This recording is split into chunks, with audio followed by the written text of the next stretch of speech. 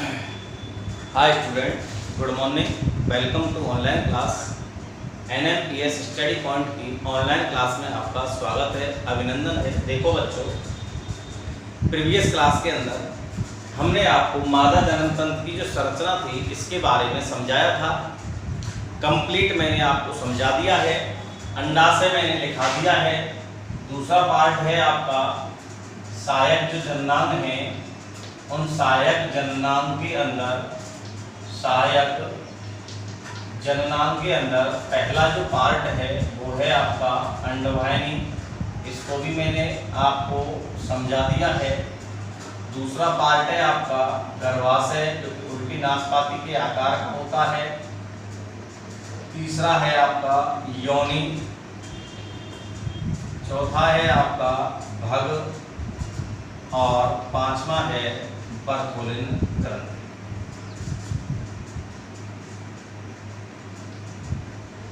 इन सभी के बारे में मैंने आपको समझा दिया है। अंडवाहिनी की अगर हम बात करें तो मादा के अंदर एक जोड़ी अंडवाहिनी पाई जाती हैं जो कि नलिकाकार संरचना है, जो कि लगभग 10 से 12 सेंटीमीटर लंबी होती हैं। 10 से 12 सेंटीमीटर लंबी होती है। इनका आंतरिक स्तर पक्षमावी उपकला का बना हुआ होता है, जो कि अंडाणु की गति के लिए उपयोगी होता है। इसकी संरचना में 3 भाग थे बेटा। पहला भाग था इनफंडिबुलम,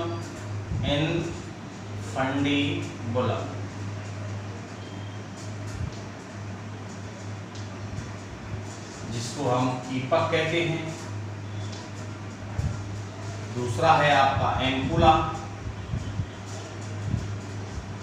और तीसरा है इस्थमस। ये तीनों पार्ट मैंने आपको समझा दी हैं। तो सबसे पहले आप ये डायग्राम बना लीजिए, नोटबुक उठाइए और सबसे पहले आप इसका डायग्राम बना लीजिए। उसके बाद में इसको आपको मैं लिखाऊंगा, 2 मिनट का समय है, आप इसका डायग्राम बना लीजिए।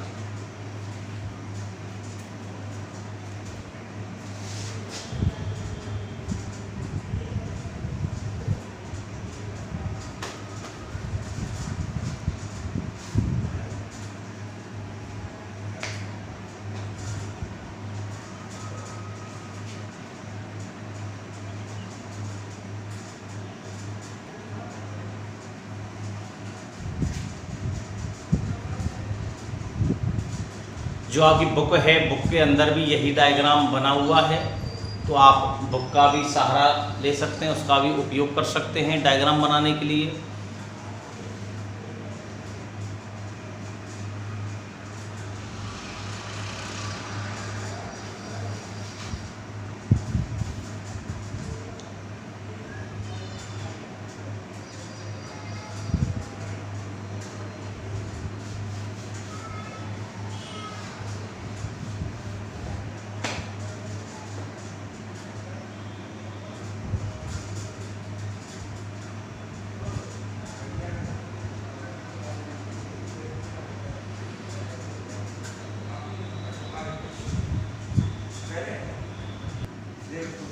हाँ तो बच्चों, डायग्राम बनाने के बाद अब आप हेडिंग लिखिए अंडवाहिनी। ये दूसरा पार्ट है बेटा। पहला अंडाशय खत्म हो गया, दूसरा हेडिंग लिखिए अंडवाहिनी। अंडवाहिनी में आप लिखें बेटा, मादाओं में एक जोड़ी अंडवाहिनी पाई जाती हैं। मादाओं में एक जोड़ी अंडवाहिनी पाई जाती हैं।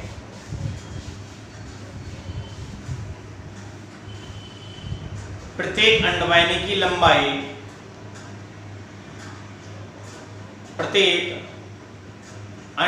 की लंबाई 10 से 12 सेंटीमीटर होती है। प्रत्येक अंडवाहिनी की लंबाई 10 से 12 सेंटीमीटर होती है। अंडवाहिनी का आंतरिक स्तर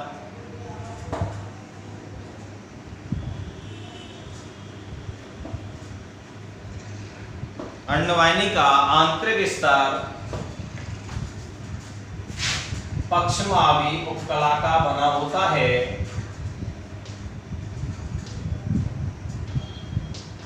अंडवाहिनी का आंतरिक स्तर पक्षमावी उपकला का बना होता है,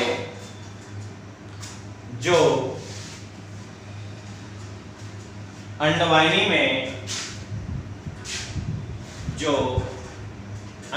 में अंडाणु की गति के लिए आवश्यक होता है, जो अंडवाहिनी में अंडाणु की गति के लिए उपयोगी होता है। अंडवाहिनी के 3 भाग होते हैं।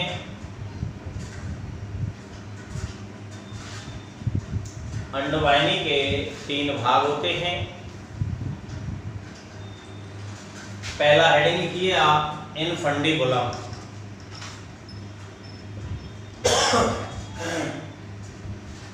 पहला हेडिंग लिखिए आप, इनफंडिबुलम या कीपक। इसमें लिखिए आप, अंडवाहिनी का अंडाशय के पास स्थित अंडवाहिनी का अंडाशय के पास स्थित भाग कीप के आकार का होता है। कीप के आकार का होता है, जिसे इनफंडिबुलम कहते हैं। जिसे इनफंडिबुलम कहते हैं। इनफंडिबुलम के किनारों पर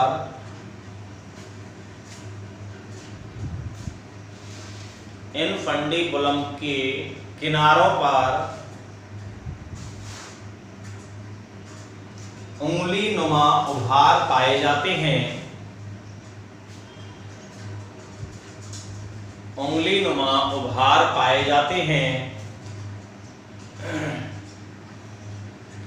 जिन्हें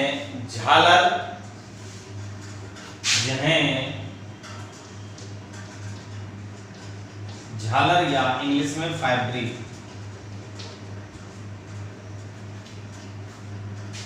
जिन्हें झालर या फैब्री कहते हैं।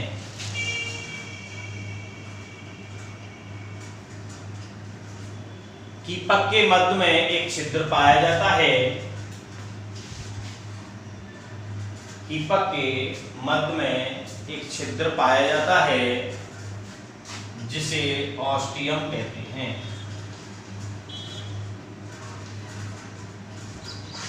कीपक के मध्य में एक छिद्र पाया जाता है, जिसे ऑस्टियम कहते हैं। दूसरा भाग लिखो बेटा, एम्पुला।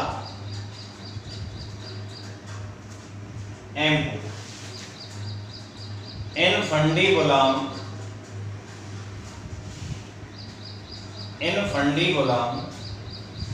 एक चौड़े भाग में खुलती है। इनफंडिबुलम एक चौड़े भाग में खुलती है,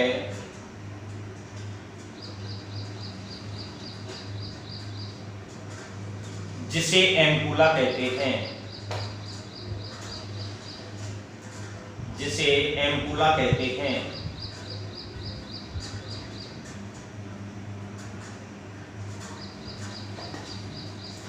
तीसरा भाग लिखिए बेटा, स्थमस।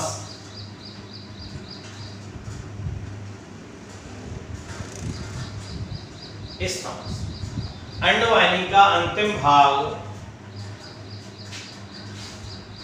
अंडवाहिनी का अंतिम भाग एक सक्रिय नलिका के रूप में होता है। अंडवाहिनी का अंतिम भाग एक सक्रिय नलिका के रूप में होता है, जो गर्भाशय से जुड़ा होता है। जो गर्भाशय से जुड़ा होता है।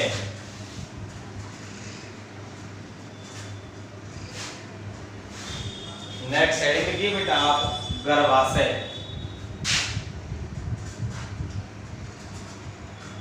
गर्भाशय, इंग्लिश में यूट्रस कहते हैं बेटा,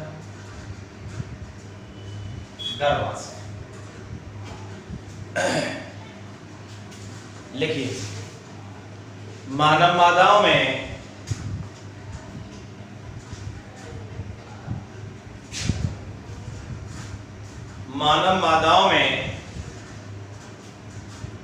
एक गर्भाशय पाया जाता है।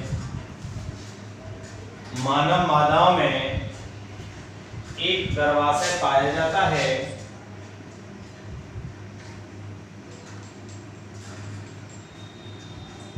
जो कि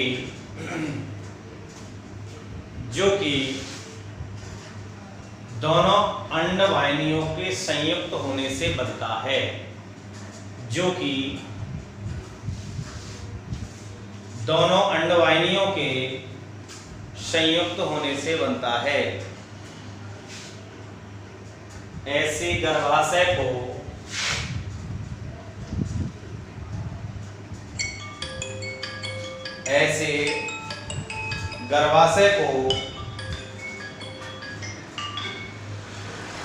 सिंप्लेक्स कहते हैं। ऐसे गर्भाशय को सिंप्लेक्स कहते हैं। ऐसे गर्भाशय को सिंप्लेक्स कहते हैं। गर्भाशय का आकार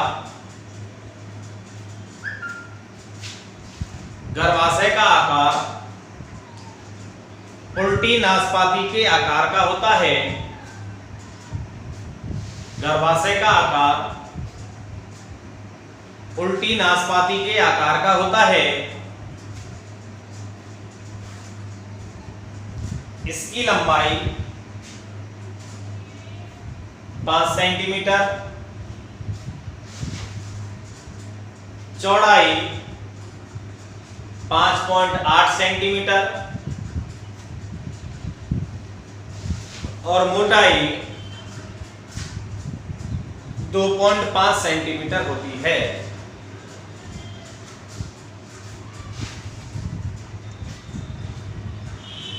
नेक्स्ट लाइन से लिखिए बेटा, डैश करके।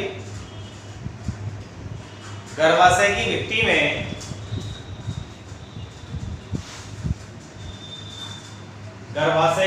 में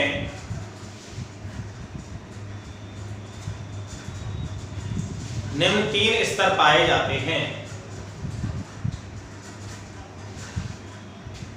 गर्भाशय की भित्ति में निम्न 3 स्तर पाए जाते हैं।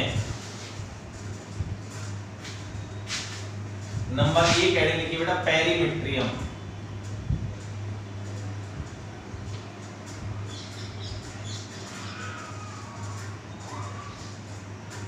पेरीमिट्रियम यह सबसे बाहरी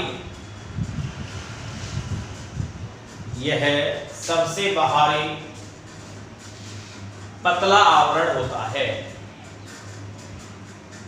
यह सबसे बाहरी पतला आवरण होता है।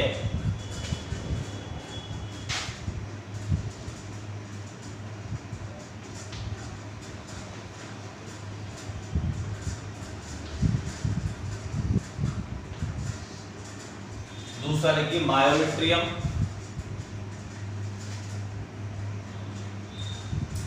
यह मध्य मोटा पेशीय स्तर होता है। यह मध्य मोटा पेशीय स्तर होता है।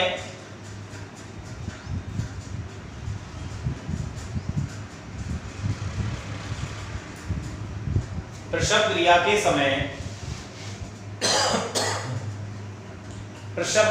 समय इसमें तीव्र संकुचन होते हैं। प्रसव क्रिया के समय इसमें तीव्र संकुचन होते हैं, जिससे गर्भाशय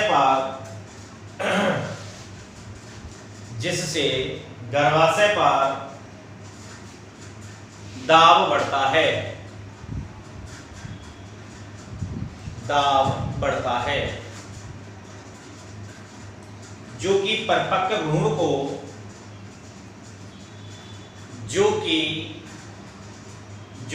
परिपक्व भ्रूण को गर्भाशय से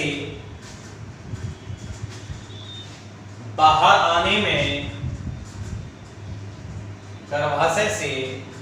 आने में मदद करता है।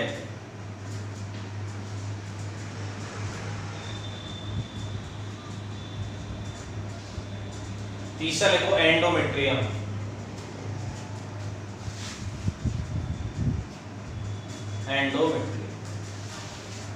यह आंतरिक ग्रंथिल स्तर होता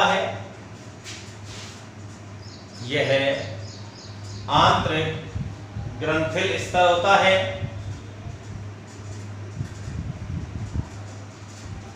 इस स्तर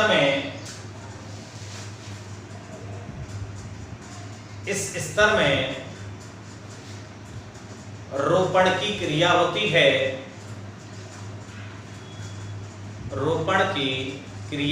है और यही स्तर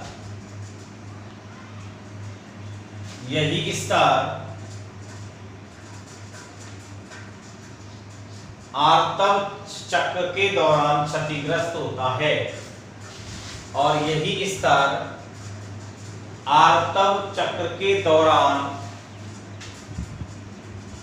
क्षतिग्रस्त होता है।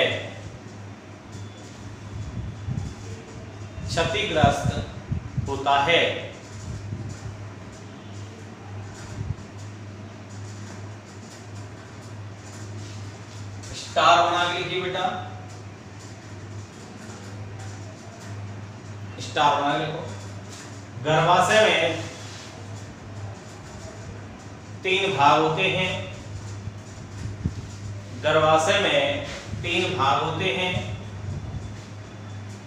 नंबर 1 ऐड लिखिए फंडस।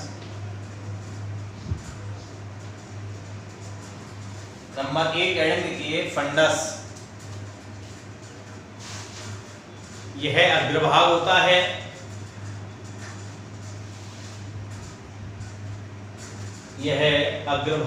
है। जो अंडवाहिनी में खुलता है।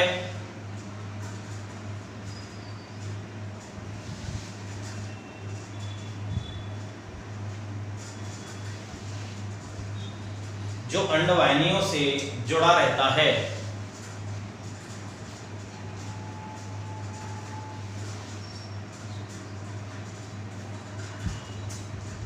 जो अंडवाहिनी में खुलता है।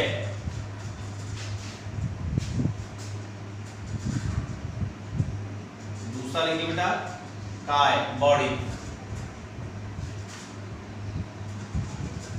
यह मध्य का पेशीय भाग होता है।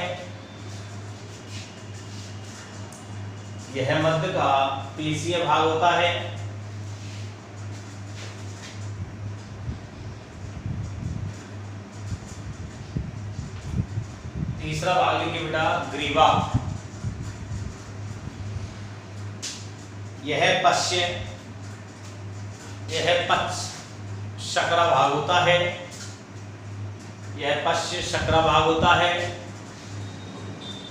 जो योनि से जुड़ा होता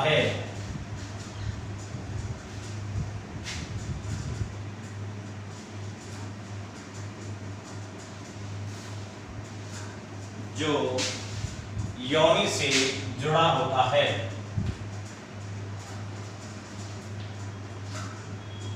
हेड लिखिए योनि।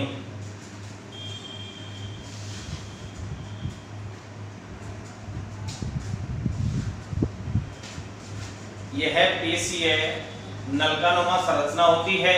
योनि में लिखना बेटा हेडिंग डाल के। यह पेशीय नलकानुमा संरचना होती है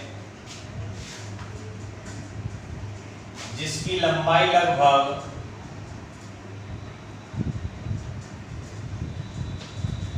1 10 सेंटीमीटर होती है,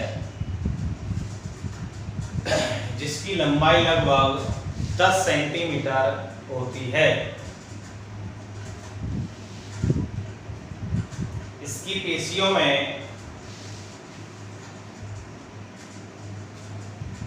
पेशियों में अत्यधिक प्रसारित होने की क्षमता पाई जाती है।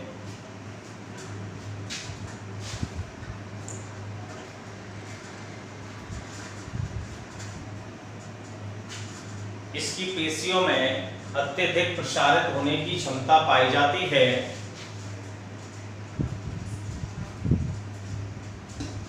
योनि के द्वारा मैथुन क्रिया के समय योनि के द्वारा मैथुन क्रिया के समय सीमन को ग्रहण किया जाता है। सीमन को ग्रहण किया जाता है।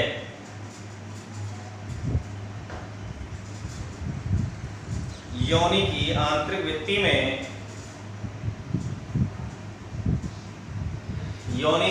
आंतरिक भित्ति में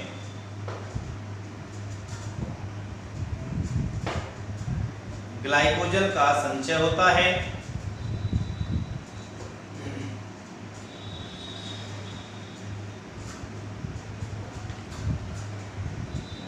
ग्लाइकोजन का संचय होता है।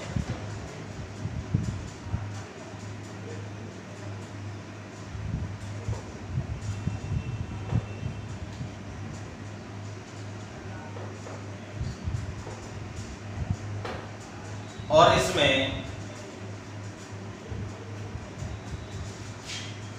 लैक्टोबैसिलस जीवाणु पाया जाता है।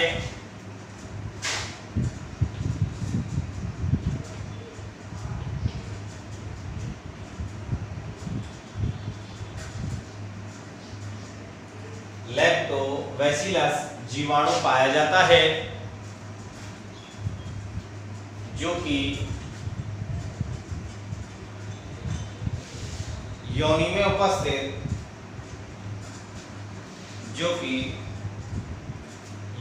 उपस्थित श्लेष्मा का किण्वन करता है। श्लेष्मा का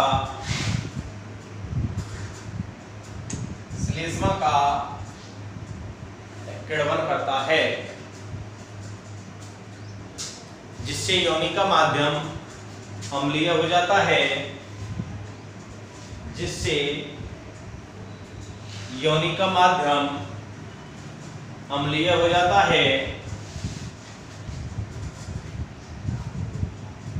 यह अम्लीय माध्यम योनि को संक्रमण से बचाता है। यह अम्लीय माध्यम योनि को संक्रमण से बचाता है। स्टार बना के हेडिंग लिखो, योनि अक्षर।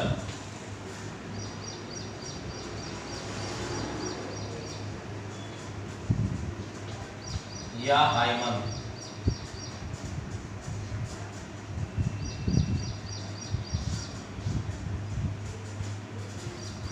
योनि अक्षर।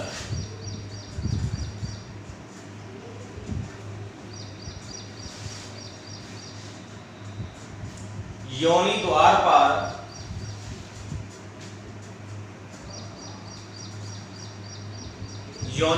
पर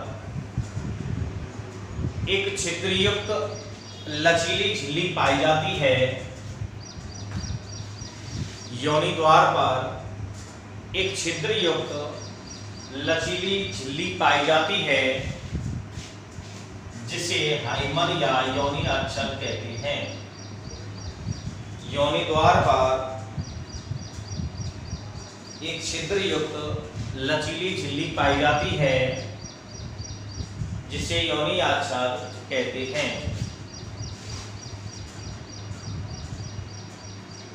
यह झिल्ली मादाओं में, यह झिल्ली मादाओं में वर्जिनिटी,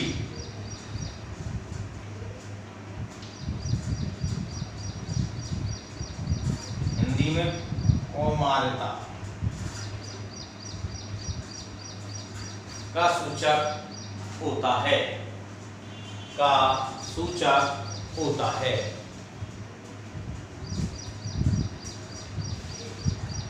पहली बार मैथुन क्रिया करने पर, पहली बार मैथुन क्रिया करने पर यह झिल्ली हट जाती है,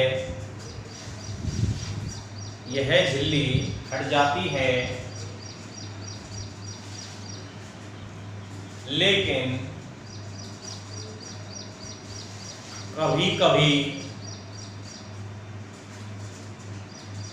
कभी कभी यह झिल्ली साइकिल चलाने, एक्सरसाइज करने एवं ऊंचाई से कूदने पर भी हट जाती है, ऊंचाई से कूदने पर भी हट जाती है। इसलिए झिल्ली की अनुपस्थिति को, इसलिए झिल्ली की अनुपस्थिति को मादा वर्जिनिटी, मादा वर्जिनिटी का भंग होना, का भंग होना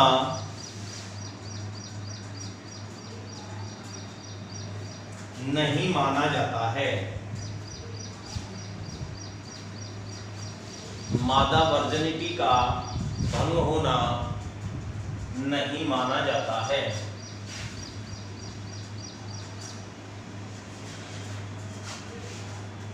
अगला लिखिए बेटा भग, भग बलवा,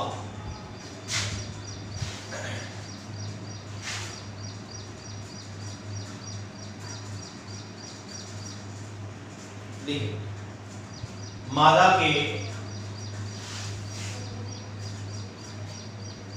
बाह्य जननांगों को, मादा के बाह्य जननांगों को सम्मिलित रूप से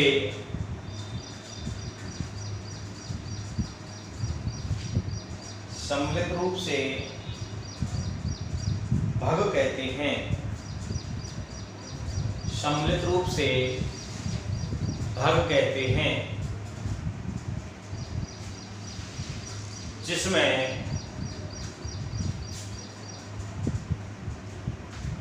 निम्न संरचनाएं, जिसमें निम्न संरचनाएं पाई जाती हैं।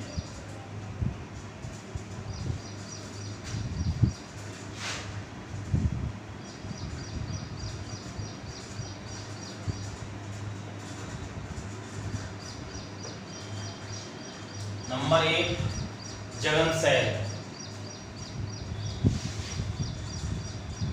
जगन सेल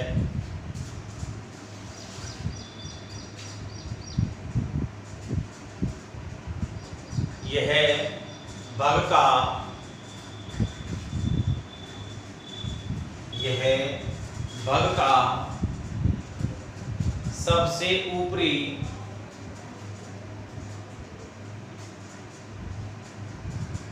पसीय ऊतक से निर्मित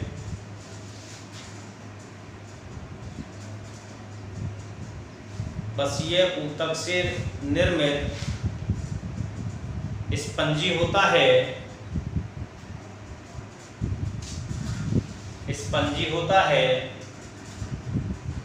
जिस पर बाल पाए जाते हैं, जिस पर बाल पाए जाते हैं।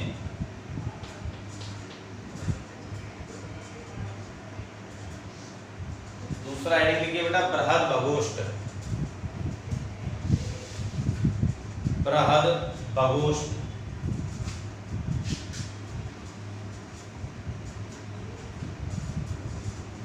जघन सेल के नीचे की ओर,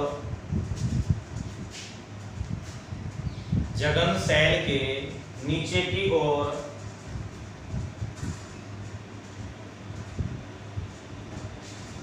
त्वचा के बलित होने से जघन सेल के नीचे की ओर त्वचा के बलित होने से मोटी कोष्ठनुमा संरचना का निर्माण होता है। जघन सेल के नीचे त्वचा के बलित होने से मोटी कोष्ठनुमा संरचना का निर्माण होता है,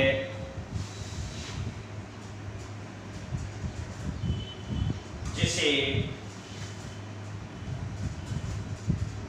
बृहद बगोष्ठ कहते हैं, जिसे बृहद बगोष्ठ कहते हैं।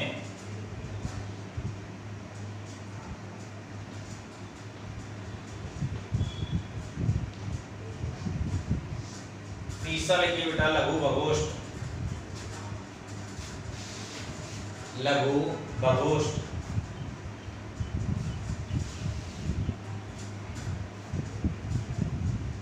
बृहद बगोष्ठ के अंदर की ओर, बृहद बगोष्ठ के अंदर की ओर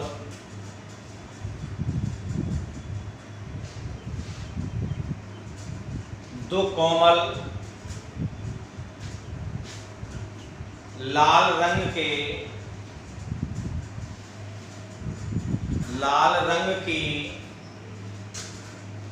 संरचना पाई जाती है।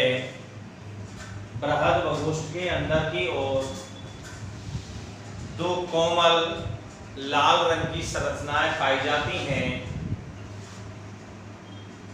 जिन्हें लघु बगोष्ठ कहते हैं।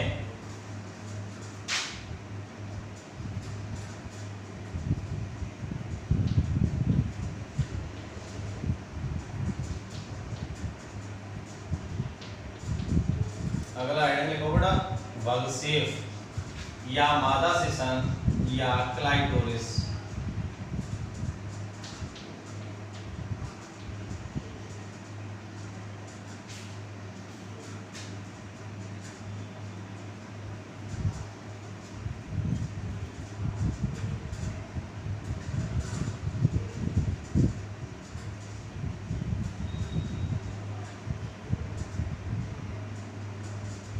देखिए बेटा, लघु बगोष्ठ के ऊपरी संधि स्थल से, लघु बगोष्ठ के ऊपरी संधि स्थल से ठीक नीचे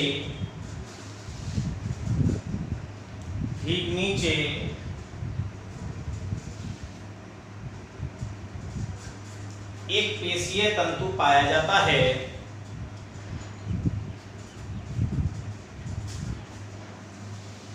लघु बगोष्ठ के ऊपरी संधि स्थल से ठीक नीचे एक पेशीय तंतु पाया जाता है, जिसे मादा सेशन या बगसेफ या क्लाइटोरिस कहते हैं।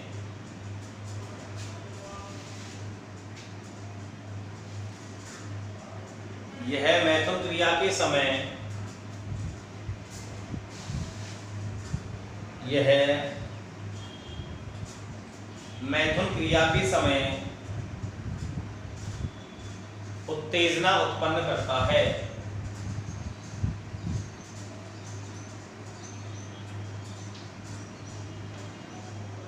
मैथुन क्रिया के समय उत्तेजना उत्पन्न करता है। लास्ट लिख दीजिए बेटा प्रघाण। प्रघाण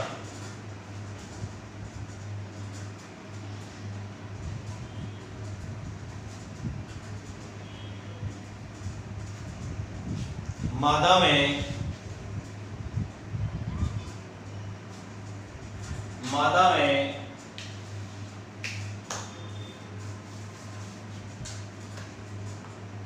मूत्र छिद्र और जनन छिद्र योनि में मादा में मूत्र छिद्र और जनन छिद्र एक दरारनुमा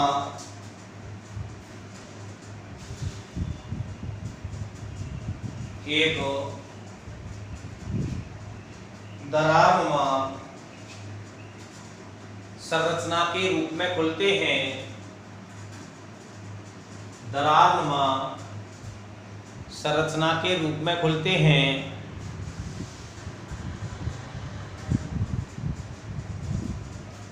जिसे सम्मिलित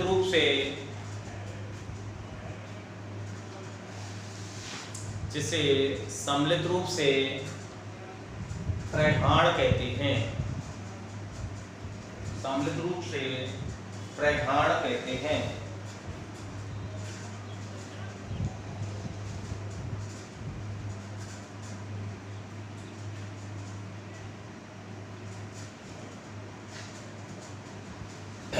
ठीक है बेटा, ये आपका मादा जनन तंत्र जो है ये कंप्लीट हो गया। अब इस चैप्टर के अंदर मात्र 3 टॉपिक बचे। 3 टॉपिक। पहला है बर्थोलिन ग्रंथि, दूसरा है स्तन ग्रंथि और तीसरा है यौवन आरंभ। 3 टॉपिक है बेटा। बर्थोलिन ग्रंथि मैंने आपको एक्सप्लेन करा दी, स्तन ग्रंथि के बारे में भी बता दिया। अब यौवन आरंभ क्या होता है, यानी कि लैंगिक परिपक्वता को हम यौवन आरंभ कहते हैं। लैंगिक परिपक्वता मतलब जननांगों का विकास होना यौवन आरंभ कहलाता है।